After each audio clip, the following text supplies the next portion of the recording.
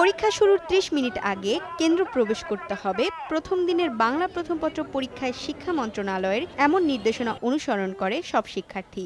যদিও ঘড়ি ক্যালকুলেটর নিয়ে কিছুটা বিড়ম্বনায় পড়তে হয় অভিভাবকদের, তবে পরীক্ষার সার্বিক ব্যবস্থাপনায় সন্তুষ্ট তারা। কিন্তু এত কিছুর পরেও প্রশ্ন ফাঁসের আতঙ্ক যেন পিছু ছাড়ছে না। প্রশ্ন সোজাই আসছে এবং পরীক্ষাও ভালো হয়েছে, সবকিছু ঠিকঠাক ছিল। আমরা পরীক্ষার্থীরা প্রশ্ন দিকে না ঝুঁকে আমরা পড়াশোনার দিকে ঝুঁকছি, কিন্তু তারপরেও এই ভয়টা আসলে থেকে যাচ্ছে আমাদের যে প্রশ্ন আসলে ফাঁস হচ্ছে কিনা। এখন পর্যন্ত অনেক ভালো মনে হচ্ছে, আসলে প্রশ্ন ফাঁস হচ্ছে কিনা সেটা একটা ভয়ের বিষয়। সোমবার সকালে রাজধানীর সিদ্ধেশ্বরী গার্লস কলেজে পরীক্ষা কেন্দ্র পরিদর্শন করেন শিক্ষামন্ত্রী। এ সময় এবছর পরীক্ষা সুষ্ঠুভাবে সম্পন্ন হবে বলে সাংবাদিকদের কাছে আশা প্রকাশ করেন তিনি। গুজব ছড়ানো, প্রতারণা করা, তাহলে তাদের বিরুদ্ধে কঠোর ব্যবস্থা নেওয়া হবে।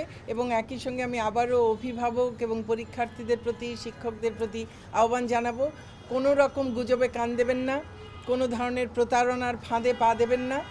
কারণ আমরা বিশ্বাস করি প্রশ্নপত্র ইনশাল্লাহ ফাঁস হবে না এবং প্রশ্নপত্র ফাঁসমুক্তভাবেই সুষ্ঠুভাবে পরীক্ষা সম্পন্ন হবে। দেশের 9টি সাধারণ কারিগরি মাদ্রাসা ও শিক্ষা বোর্ডের 9,081টি শিক্ষা প্রতিষ্ঠান থেকে এবার পরীক্ষা দিচ্ছে 13,51,505 জন শিক্ষার্থী।